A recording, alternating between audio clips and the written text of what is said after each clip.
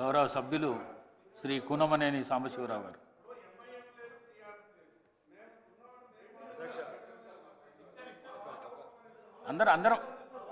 అందరూ మాట్లాడడానికి అవకాశం ఉన్నది.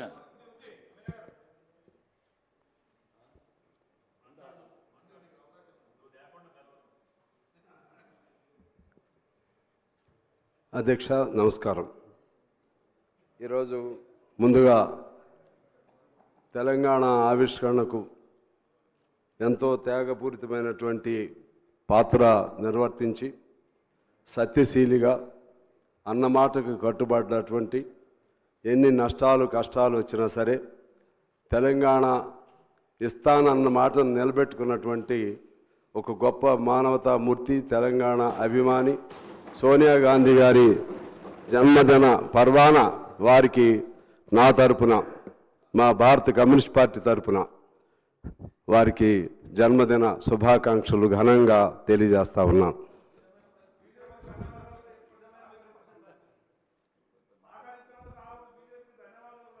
మేము ఎప్పుడు బీజేపీ అంటే దానికి మళ్ళీ ఇంకోసారి చెప్తా, దానికి కొన్ని రిజర్వేషన్స్ ఉన్నాయి. Okay, thank you. రెండోది, ఈనాడు తెలంగాణ తల్లి విగ్రహ ఆవిష్కరణకు సంబంధించి మిత్రులు టీఆర్ఎస్ అంటే ఇప్పుడు బీఆర్ఎస్ వారు కూడా ఉంటే బాగుండేదనేది నా అభిప్రాయం.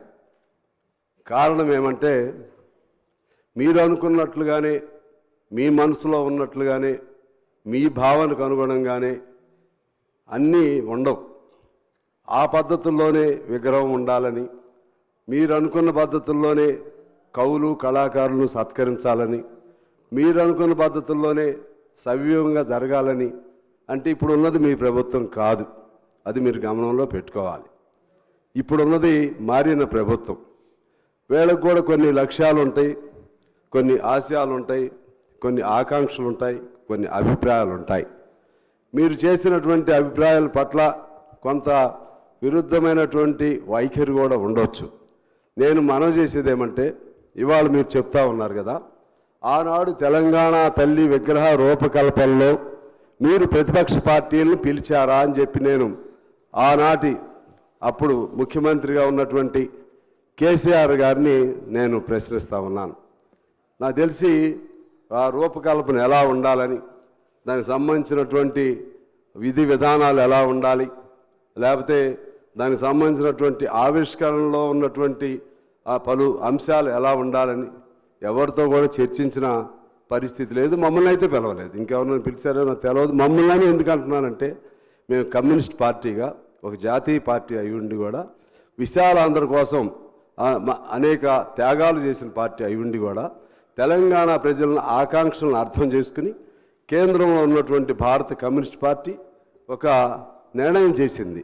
ఇక ఆపలేము, తెలంగాణ ఆవిష్కరణ కావాల్సిందే అని ఏబీ బర్ధన్ గారు, లేకపోతే ఇప్పుడున్న రాజా గారు, సుధాకర్ రెడ్డి గారు, మా నారాయణ గారు అనేక మంది అనేక పద్ధతులతో ఒక నిర్ణయం చేశారు.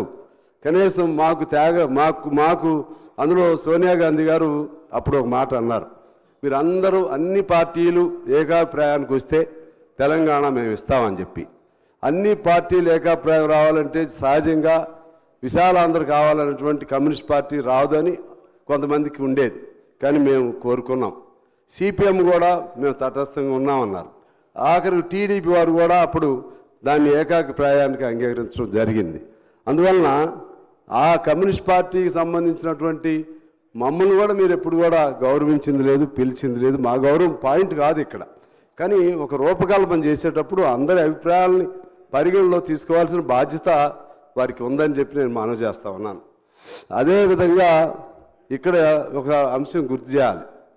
ఇక్కడే కూర్చుని ఉన్నారు కోమటిరెడ్డి గారు, జోపల్లి గారు వీళ్ళిద్దరు పదవులకి రాజీనామా చేశారు అధ్యక్ష. అప్పుడు మంత్రి పదవులకి కోమటిరెడ్డి గారు దాదాపు 10-11 రోజులు నిరాహార దీక్ష చేశారు. వీరందరి కృషి ఉంది ఇందులో. అదేవిధంగా నేను కూడా మా పార్టీ ఆదేశానుసారం 7 రోజులు జైల్లో ఉండి నిరాహార దీక్ష చేశాను అధ్యక్ష, తెలంగాణ కోసం. 700 కిలోమీటర్లు పాదయాత్ర చేశాను. మా తుమ్మల గారు కూడా నాతో పాటు కాసేపు నడిచారు. అప్పుడు అంటే ఇక్కడ ఉన్నవాళ్ళు మన పొన్నం ప్రభాకర్ గారు పార్లమెంట్లో మంచి గొప్ప రోల్ ప్లే చేశారు. ఇలా అందరి పాత్ర ఎవరి పాత్ర వాళ్ళది ఉంది.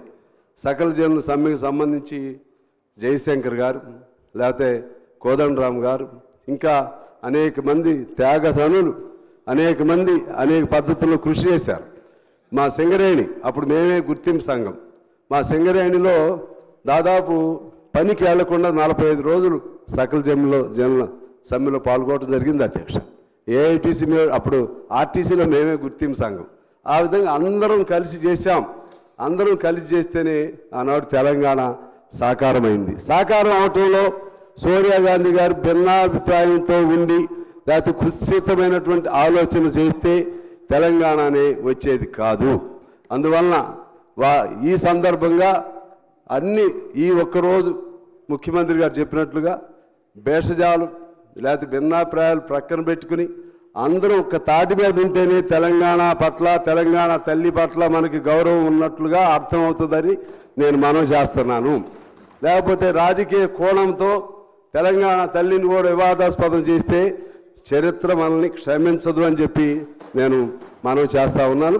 అదే సందర్భంలో ఇక్కడ ఇంకొక మాట చెప్పి నేను సెలవు తీసుకుంటాను అధ్యక్ష. ఈ తెలంగాణ ఇప్పుడు జరిగినటువంటి మలిదశ తెలంగాణలో విద్యార్థులు అనేక మంది ప్రాణత్యాగాలు చేశారు, యువకులు అనేక మంది ప్రాణత్యాగాలు చేశారు. అనేక మంది పైన 100 కేసులు ఉన్నాయి. మా విద్యార్థి నాయకుడు స్టాలిన్ అనే అబ్బాయి మీద 250 కేసులు ఉన్నాయి. అందరూ త్యాగాలు చేశారు మలిదశ ఉద్యమంలో. కేసీఆర్ గారి నాయకత్వాన్ని కోదండరామ్ గారు కూడా అంగీకరించారు, తప్పేం లేదు. అప్పుడున్న పరిస్థితుల్లో అంగీకరించడం జరిగింది. కానీ దాన్ని చూసి ఇంతమంది ఈ త్యాగాలన్నీ తను ఒక్కరే అనే భావనతో ఎవరున్నా సరే మహాత్మా గాంధీయే నేను ఒక్కడిని ఎప్పుడు చెప్పడం, కానీ ఆ భావన ఉండకూడదని చెప్పిన వారికి మనం చేస్తూ ఉన్నాను. దీనికంటే మూలం ఆనాడు వీరోచిత తెలంగాణ సాయుధ పోరాటం, తెలంగాణ రైతాంగ సాయుధ పోరాటం జరిపిన విషయాన్ని కూడా మీకు గుర్తు చేస్తున్నాను అధ్యక్ష. ఆనాడు 4,500 మంది మరణించారు, అది కూడా నేను గుర్తు చేస్తున్నాను. దానికి పిలిపించినటువంటి మగ్దుం మొహిద్దీన్, బద్దం మెల్లారెడ్డి, రావి నారాయణ రెడ్డి, ఇటువంటి గొప్ప యోధులు, సాకలి ఐలమ్మ, దొడ్డి కొమరయ్య, వీళ్ళందరూ కూడా కమ్యూనిస్టు యోధులే. వాళ్ళందరి పేర్లతోనే మీరు ఉచ్చారణ చేస్తూ ఉంటారు. వారందరి త్యాగాలతో ఆనాడు హైదరాబాద్ సంస్థానం నుంచి తెలంగాణ విముక్తి జరిగింది. ఆ తర్వాత అందరి కృషితో, అఫ్కోర్స్ మీరు లీడర్ కావచ్చు, కానీ అందరి కృషి ఉంది, అన్ని పార్టీల కృషి ఉన్నాయి. అందరితో ఆనాడు హైదరాబాద్ నుంచి మన తెలంగాణ విముక్తి చెందింది. కమ్యూనిస్ట్ పార్టీ రోల్ తీసుకోలేదు కదా, మేమే అని చెప్పి తీసుకోలేదు కదా, వ్యక్తిగతంగా ఎప్పుడు తీసుకోలేదు కదా. అట్లనే గత ముఖ్యమంత్రి గారిని నేను మనవి చేస్తున్నా, మీరు టీఆర్ఎస్ని బీఆర్ఎస్ చేసేసుకుంటారు, మీరు అనేక మార్పులు చేసుకుంటారు. ఇది ఇప్పుడున్నటువంటిది వాస్తవం మాకే అనిపించింది. తల్లి అంటే తల్లికి తల్లికి ప్రతీక ఎలా ఉంటుంది? బంగారం, ఎప్పుడు బంగారపు మెడలు లేకపోతే బంగారపు వడ్రాణాలు లేకపోతే ఇటువంటి కాదు కదా. సామాన్యులకు అందుబాటులో ఉండే రూపమే తల్లి రూపం. హస్తం అంటే వారు అభయహస్తం అన్నారు, నేనేం ఆశీస్సులు అంటున్నాను. ఒక తల్లిగా ఆశీస్సులు ఇస్తా ఉన్నారు. అందువలన ఆ విధమైనటువంటి ఈ అన్ని అంశాలని గమనంలో తీసుకుని ఈ ప్రతిరోజు తెలంగాణ ఈ డిసెంబర్ 9న గొప్ప పర్వ దినోత్సవంగా జరపవలసినటువంటి బాధ్యత ప్రభుత్వంగా తీసుకోవాలని కోరుతూ, అదేవిధంగా ఆనాటి విజయం సెప్టెంబర్ 17, దాన్ని కూడా భేషజాలు లేకపోతే బింకాలు లేకపోతే బిడియాలు లేకపోతే ఇంకేమన్నా మానసికంగా లోపల ఉన్న అడ్డంకులన్నీ వదిలేయండి. అందరూ అంగీకరిస్తున్నారు దాన్ని కూడా అధికారికంగా చేయమని చెప్పి నేను మిమ్మల్ని కోరుకుంటూ మీ ద్వారా అధ్యక్ష మీకు హృదయపూర్వక నమస్కారాలతో సెలవు. Thank you. గౌరవ మంత్రి గారు కోమటిరెడ్డి వెంకట